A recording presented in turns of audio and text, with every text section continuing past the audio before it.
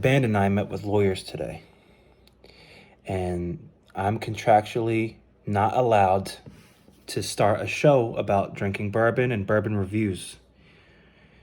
They said it's not a part of our brand. So I found a loophole, and it turns out there's nothing that says I cannot drink bourbon while doing Behind the Beat with bourbon.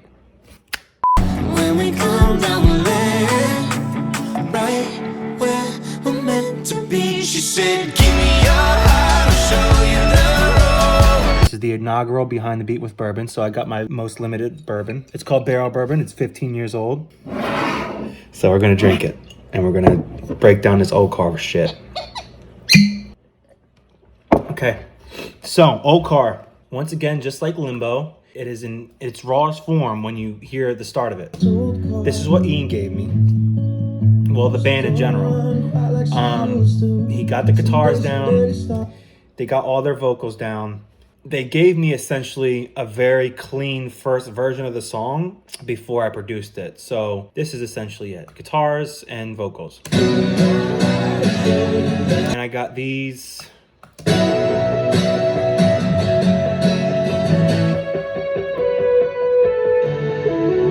You start building it slowly, take it in its rawest form so you can hear the song like this. Added a little kick, just to give it something out the gate. You don't want it to be too slow. And just like I do with Limbo and a lot of our songs, I want those guitars to rock out for the most part when this kicks in with the 4 on the floor. So you just add a little live bass, a little sub bass, and a kick. So, all right, just something very simple.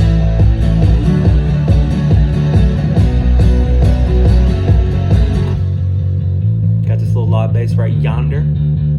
I'm going to play my drums now separately. So this is one of my favorite sounds, actually, right here. And I hope you hear it. It sounds like a little elephant. I hope you hear it in the actual track. If you don't, listen for it. Right here. So these are my drums. I started in hip hop. I'm a hip hop producer, and I love taking the elements, my roots, and putting it in different genres. So, you take drum breaks as a hip hop producer, you chop them up and you make something different. So that's what I did here. Hi-hats from Cardiac. If you're producing, you got them cardiac hi-hats, I don't have to say anything. So these are my drums. It becomes bigger, it's wider, and when you add the bass to it and everything else, this is the gist of the hook. That's really it. It's such a simple song. I wish I could say I did more. I took a lot of the elements that Ian gave me and kind of brought them to life. That's what I do a lot of the times. I take their ideas, and simplicity is key. That's my point. So we got Gab's verse coming up here. Right?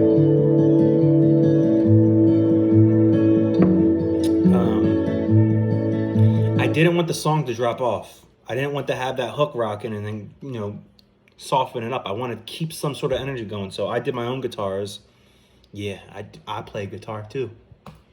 And this is what I did. I want to, whenever you hear like these chunk guitars in any kind of production, any kind of rock song, it just feels fucking good. And I love it. So I added these. And I kept this little,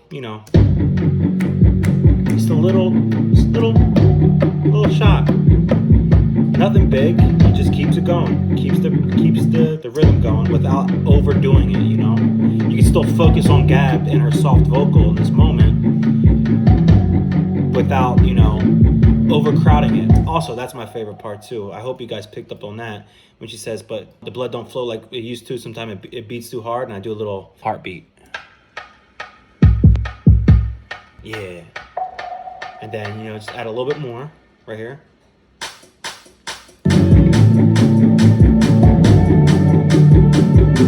Added these horns just to give it a little bit more bourbon sip break. White noise. So these little things, Dan Haynes, if you know him, I'm sure you do, tweet it. Doing these little not ear candies, but effects and transitions and swoops, like all that stuff. It's so tedious, and it's the least fun part about making music or producing music, but it really brings everything together. So when you hear stuff like that, it's so boring. Like, it's so boring to do it, to create it. But when you put it in, it makes it so much bigger. For the third verse, I wanted something different. You know, the song is always interesting because you always get a new voice, you get new words, you get a new perspective or personality on our songs because there's 4 of us. But I don't want the production to get repetitive, so I always try to switch it up whenever a new vocal comes in. So but the wheels still turn, but I still ain't learned how to keep on living in this game, so the same drums that you heard are just chopped a little bit differently. To go with the guitars that Ian did.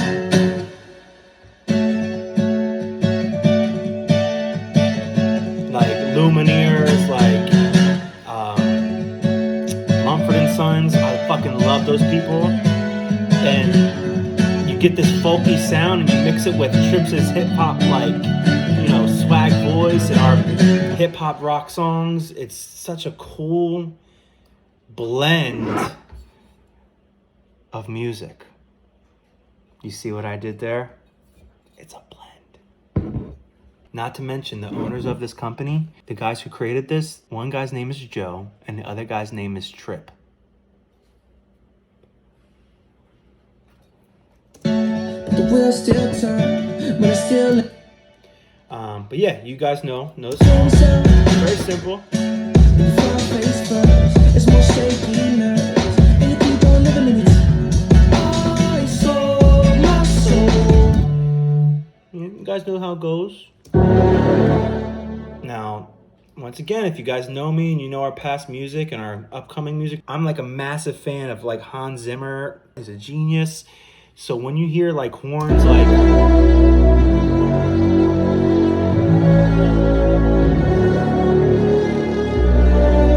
I love that shit so much. So whenever our songs sound like a ripoff of like Inception or like Interstellar, you know, just cut me some slack, okay? I like it. So these horns, you know, I got the toms coming in because it sounds so fucking cool to me. It's like a tribal like drum that just smacks like that. Like, how can that not amp you the fuck up in this moment?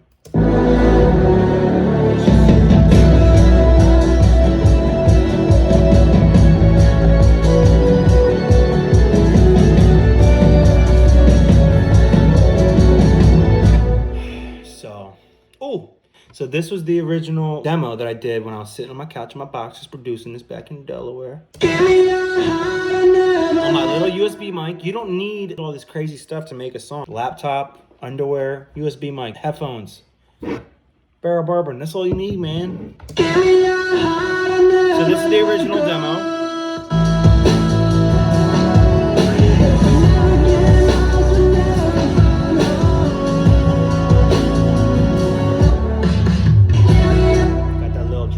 There's something simple. It kind of feels unnatural in there, but I like that. I think that's why I like this part. See, that's how you know it's a demo vocal, because you don't hear shitty shit like this in the actual song. I said. But yeah, okay.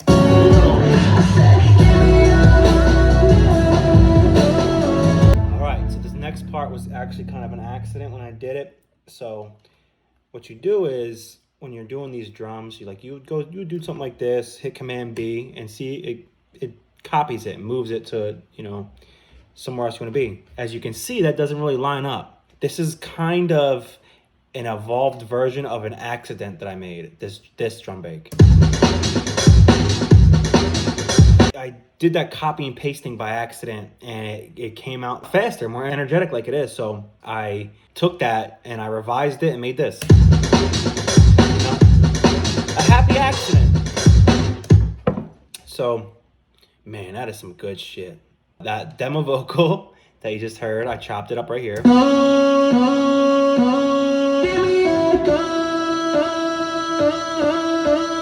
I didn't re-record that like I re-recorded the past part. This is still on the demo mic. The demo vocal. You see? I chopped that up, and the rest is history. If you ever need a blend of whiskey, a blend of life, then blend it. And that was your first episode of Behind the Beat with Bourbon with Joey Castellani. Goodbye.